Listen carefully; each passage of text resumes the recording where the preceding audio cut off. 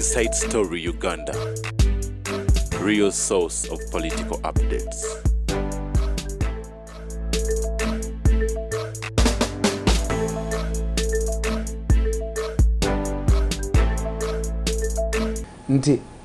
Was I doing my work? When you are trained to work for leaders, their principles: one, never engage in any battle with the members of the first family. Why? You cannot win the battle. They see him informally, you see him formally. But there are circumstances where even the first family may not see their principle with ease. Point number one. Point number two, never engage in any discussion, meeting or conference that is discussing the future of your boss. True, that is. President yakuita mu banna Uganda 40 ojo muwereze as an AD. Your role is to consolidate his power, the power of the principle. Bala yire ebyo mbusimanya you support the constitution, so help me God. Gwoli mu mativu nti wawereza bulungi osobola okukkiriza public nayo nekupimamu okulabula wawereza bulungi. Siri nti what was my role? To consolidate the president, to fight every enemy. Number 3, never fight everybody for no reason. Attack their reasons, but don't attack individuals, because time will come. You even know that when the president needs the people you fought. Chechiri Kenya kati chechibatawanya. Na hicho ne president kimanyi kubanga kugamba nti organize mutta abantu mutunde organize abwe sijja kukikkiriza omwana wange nebamutta n'omwana okirekanyeko. It is now a matter of national contest. It is now a law. You have a law. You are making a law to regulate, which means there was a problem. And a law works eringa for local research. You say the research problem. Chiche ekiriwo, the problem statement chiche ekiriwo. Government ya Museveni mulimu subterfuge. Ekitambo, a subterfuge is a government within a government composed of criminals. Yemutawanya. They are fighting to take a power from him. It cannot be the government you worked for 14 years that has a chitambo within it. Then now wali musezina wali matabuza chitambo kya mumwe. Kasiri egwanga yina bamukuba amasasi 10 bagana okugajjamu nga babagajjamu afa.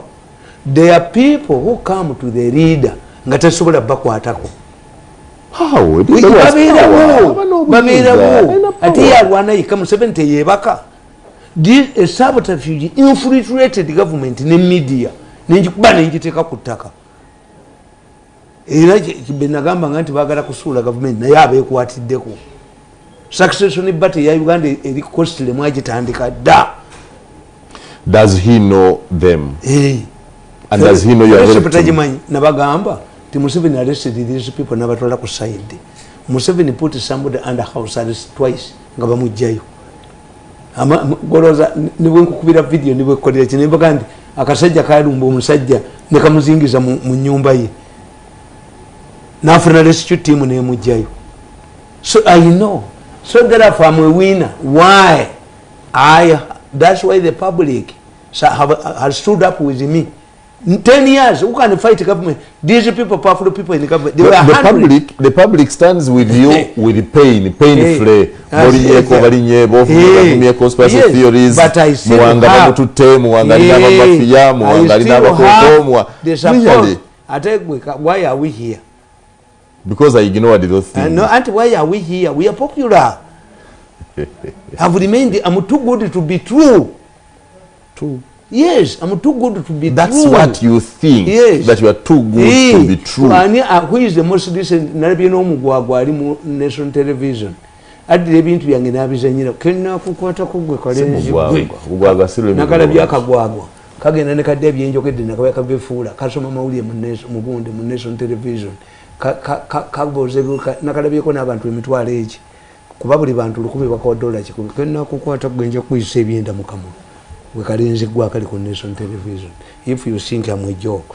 Did also be Okuba Moramonga Toina Lutaro? Because every day you open new wars. When I don't have a war, my head does not operate. Bwemba sirina challenge. Umutwe gwange tegukola. That's when I will die.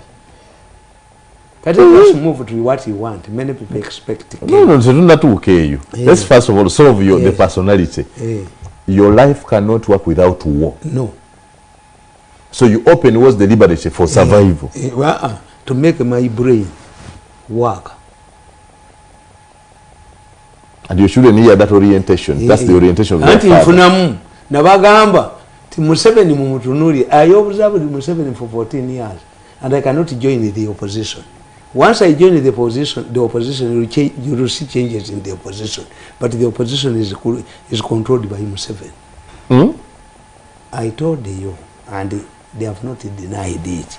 I said my first time to talk to Bobby Wine, he came to me seeking my guidance. Bobby Wine. I have a group of people who want to use me to fight Museveni. But I fear for my life. I told him openly. Oh, you fear, but you would have loved to join them. No. Bobby Wine came to me before he decided to form a NUP for guidance. Is that Nimuganti abasajja abo abagenda okweyambisa. He was fearing for his ear. I say young man was confused. Ali mutsati ya Brown, a Brownie Romoro, ne Django Boots. I didn't know him. I don't go to Uganda to music garage. Why are you looking for me? He told me. Nitununya Museveni natubula. We are blocked. Muganda winyanzi najja. Nanga nti we have fears. Kubanga basooka wa radio ne bamutta. Radio refused to play ball. Bali bagala somebody atasobola kusuula Museveni. And that's how Bobi Wine got to the party. Atina ina abaddukako. Mbandi awo ne bebi kulu najja. Olinga aganti party yava mu government. NUP is a government party. Baba TV, mutawani wa Baba Media Group, na Joseph Tamale Mirundi. Nze bwe nkugamba, when I tell you, tewali muntu atazze wange, buli gwe bakubajjawa, namalewa, namala mukande. Ngoro balooza nti naawe oli munaku wavunga, bera bide tugoli kufu, oli mukufu, bo bajja n'enjala gwe wakutadda. Namala ate nze mbaleka ne bagenda, namalewa Prime Minister Nabbanja, 4 days, gikwateko tegikwatako. Bwe bamuwa n'adduka. Nze mbaleka ne bagenda. Beti Kamya bwe bamuwa n'adduka. Mbaleka ne bagenda. Nasali namuzaayo. Ono omuwala gundi owana yali mu National Sali. Yajja n'okujja nangandi. Nze baŋŋamba nti wakulya wa musajja bamuyita Sali. Ne mugamba nti atenda kulirayo. Amwana nkimama. Dadi we nankubira n'essimu. Nangandi olwali ate Lukwago. Lukwago is hopeless. Naye asinza bana amagezi. Kyovula nawagidde gundi amukube. Singa bena amukulamu amanyi obufono. We are tired. Lukwago okola mu government oli mu pakasi wa Museveni. Ovuge motoka ya million binango jo muvuma. Okimanga muli bachika kimu. We are close relatives. So Tata wa Lukwago ye Muhammad Mirundi. Owange ye Yohana Mirundi. Amanya gapo. So when do you help your brother? When do you help your brother? Lukwago besi ya mulimba. Nti alibeerako ajamu sponsoring abere vice president kyekimutta yamutega anti Lukwago realizes nate besi ye musajja we yakoze ekintu kasita gundi odinga baga yagenze ne siraniriye bwalaba ku mwana afa bwalaba ku matagafa. You're happy. You think when you speak about message you make me happy? Honestly, you see, for me, in many countries you would like me. I would be one of the highly protected people which the president has provided me. At least the president has provided me with the security that I don't quarrel. 2, he gave these people my money. This man must come on his knees. I said, did he not know? Why did he give your money to somebody else? But about again, Lutalo. They can dangle money. Dangle money to me. Dangle money. What if you take it away? Tamale, omanchi otanayiga kupima. Tomanyi bulabe bwa statements. Bogamondo nti NUP is a government party. Yava mu government. No bagamba nti nze buli kiseera mbawo ku ntalo. Those statements are kakati bwe kitegeera. Who is funding the war in Ukraine? The scientists. Tell me. The scientists are funding the war in Ukraine. until Ukraine realizes two principles. One, you cannot use even figures, high figures.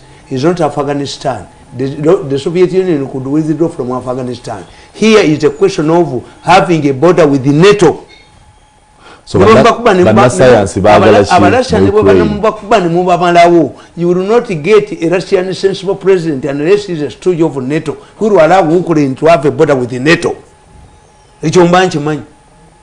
Kakati basantisi bo bano abantu b'omu Ukraine bakkiriza bano basantisi be bakola ebyokulwanyisa kati batunda bademonstrating. How can you demonstrate a war device over a discovery in technology ewatali lutalo? Is that not trivial?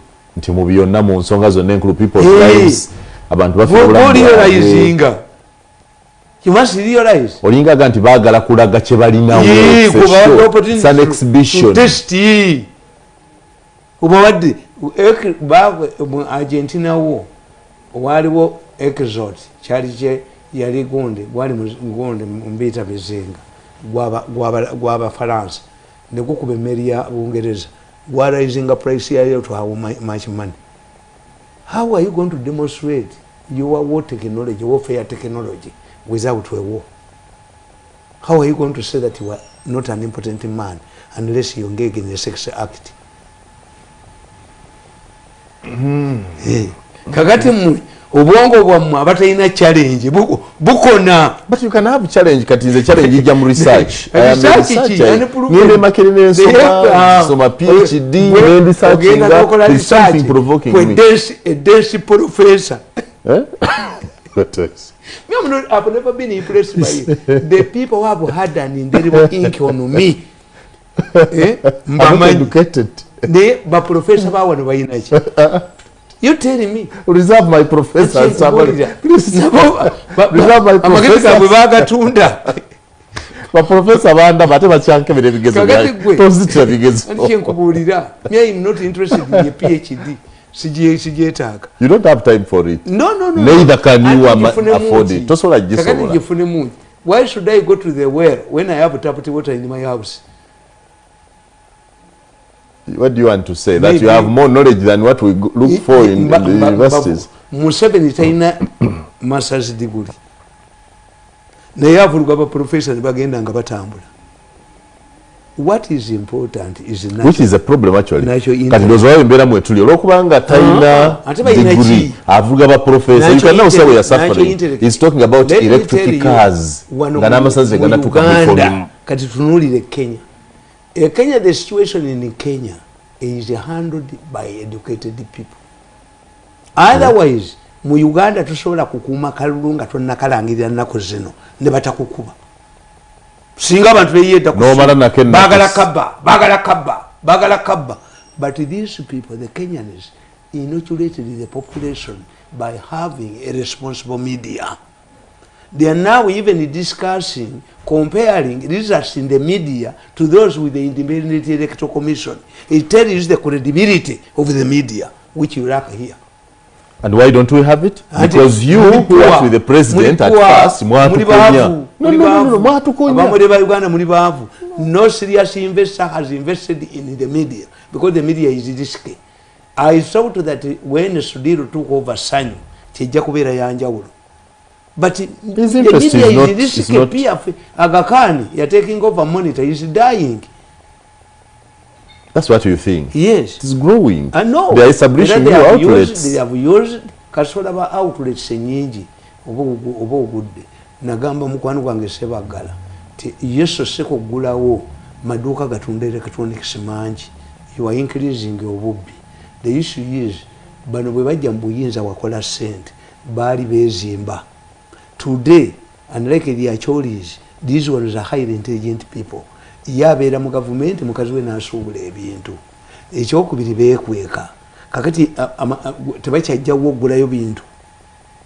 Balina container za bagenda China, they import. Yes, exactly. They import. That's growth. Ne bino president byaga nti mugule ebya Uganda. Tibiriiwo, the Chinese bring item kankubuulire. If one ekikulaga nti mu Uganda mwerimba mwekka. Cloves ebinazi bikoze eki. All of the binazi is taken away to Kenya. mijingo because bakola etteeka mu parliament nti eryato erya kilo 10 ukimanya ekyo nti muteeka mulimu etteeka lya kiisi erina obuyinza okugana okulinnya esese okulinnya mu islands. Kiisi government signed a 96-year deal agreement with a company called Kiss. It has the powers to deny you to access Sese Island. Even regardless of what I'm going to do. Over Muna Uganda. 2. Nebakugamba nebategeera ekizinga ekiriko ebinazi bakiyita Buggala. Buggala kwe kizinga okusinga ebinazi nebakola etteeka. There is no canoe that can dock on Buggala Island nga lisobola okutwala kilo z'ebinazi 10 to ferry them to Kenya. Museveni ne babukolera ukati kali jinja one. If the binazi we are producing nti biva mu Uganda singa mukwana akozesa bya one akozesa binazi Bidco manchi kitegeeza. Bidco has never been a Malaysian company. Balimba Museveni nti Bidco is a Malaysian company. I challenge them. Bidco ya Nicholas Riwoti Kenya. Which is okay. Do we need Malaysia? If a Kenyan can invest here and provide us jobs and products, why else would we need? Tumwebaze against natwala Sango Be kasolo naduka which are reclaim Sango Be. Sango Be belongs to us. Katugende Kenya. Yes. Akalulu. Ani mkuganda. Amachi ososo kola. Yes. Oli mu kwegema. Anti kuchi. Akaluke Kenya kaswaziza akawa. Yeah, exactly. Nti enteekateeka zammwe zanjawulo. Muwanga. Atenze negalirayo nakugamba nti akalulu kano kali scientific Kenya no ekulaze akaluka Kenya kafanana the law according to the law. Yeah, the law is the same. The law is the same. But the credibility of the person is involved. The people who are handling it is the difference now. Yes. Akalulu Mbabazi akalulu ka Uganda yakafula ake Kenya. Mbabazi went to court. Nibamuensonga 10. The Ugandan election became a process, not an event, of organizing elections, declaring candidates, and then you go. It's a process. Which is good. Era singa Bobi Wine teyajjayo musango bali kanalifies. Nabaga nti Mbabazi yakola Museveni ekintu kye kyatategeera. The 2016 elections were nullified by court. Court yagamba never organize any future election ngati mu implement in the 10 points program reforms in 2 years. True. Why 10? That was the Supreme Court ruling. Yes, Supreme Court wacha akozesa 10 tuchita political solve symbolism nti Museveni kyategeera your 10 points program needs a 10 point, otherwise you have nothing. You have a 10-point amendment. When Muwanga started the UPC Buganda, he presented it for about 17 points for the reason why he has started the UPC Buganda. It presented 17 points for the overthrow of Obate. To cheat the politics of symbolism. Ti Omuganda akugamba nti ewali omulema nti weweterwa ngalo nti ono. Mbabazi yafuula akalulu ka Uganda ki. Kakati nabagamba mu kalulu kanne mbagamba nti mu kalulu ka Uganda akaluke Kenya akabadde akawandika ko kali similarities nawandika akatabo kankana ninkulaga nti bu secretary bwa kinana kuli mu mazina buzina nimbala ku akaluka ka Uganda nti electoral commission mujiraba ne box yayo muri mu musota mu nsuwa. I predicted the elections the 12 of them is at 2021 nabagamba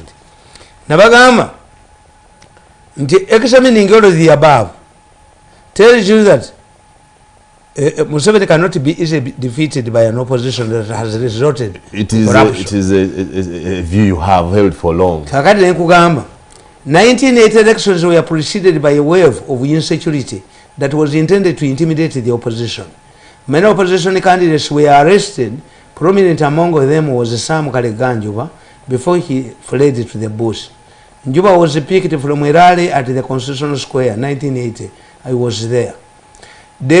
We had he later joined the UPM. Museveni released him. The Democratic Party failed because they had no connection in the government. We had a killer squad. He introduced a bus which later came to be known as Mpawa Talikaba, meaning everyone will grieve. Medical doctors at Mulako Hospital were targeted. Obote's cousin, who at the time were Deconechon, joined the Democratic Party. Many of the DP supporters were coerced to join the UPC. What is the name of the book? Scientific election is snake in the cooking pot. Scientific election is one neke. One tezakola chichaba yamba. Akalukali nali fight. Bubweni abagenda mukoli kyobola banti owinye dolowooza n'amacha bamukubira amasimu ngamba wulira. Owinye dolowooza n'amacha. Akalubali bagenda kanalifying. It's a process, not an event. I think people talk to people want to withdraw the case. He said he did not have faith in the judiciary. How can you pronounce, how can you judge a case somebody has withdrawn? If the person you want to marry, woman you want to marry, withdraws, do you marry her go? Because an election case, in interest ya bantu banji. Nti bogwe ne nzo jivamu na ifa abazimba amateeka ne system. Nabagamba nti dangerous signals zenalabirawo. Signals mukalwa kaka. Kana akafa akawedde kafa. Process ye Kenya ye yawa no. The difference is that wano bagituga bali tebamanyi n'abalamuzi n'abaki. Kenya yo bagyetegekera. So whoever wants to organize the 2026 elections must be a key observant of the Kenyan election. Bufanagana.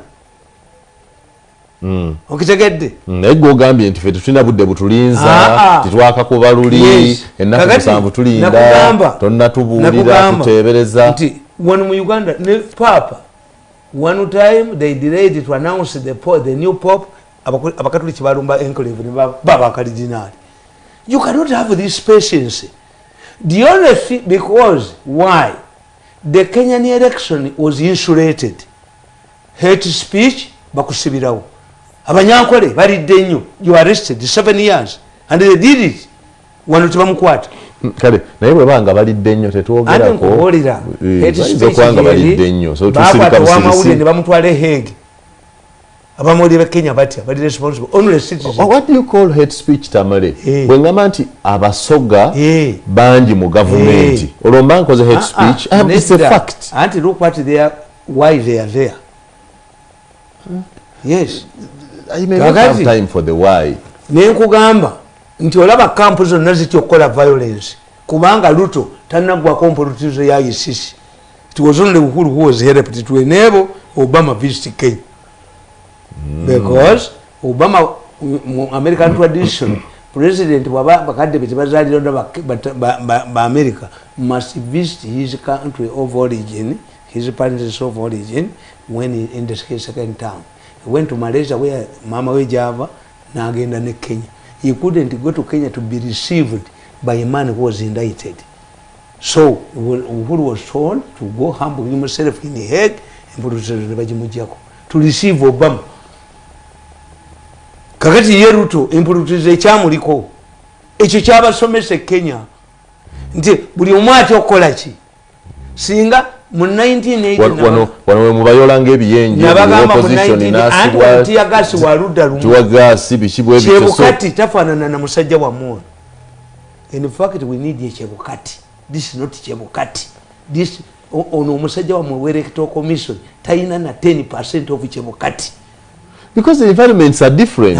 Uganda is not Kenya. Yes. So you cannot do things. We are operating on the same ground. The same rule. Legal regime.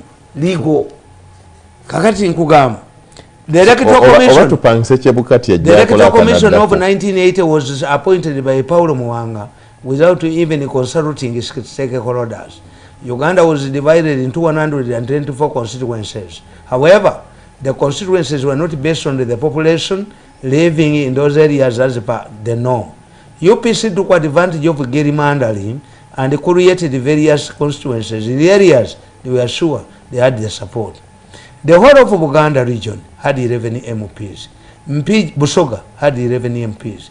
Mpigi district in Buganda, which included Mpigi Butambala and Wakiso, had only 4 MPs.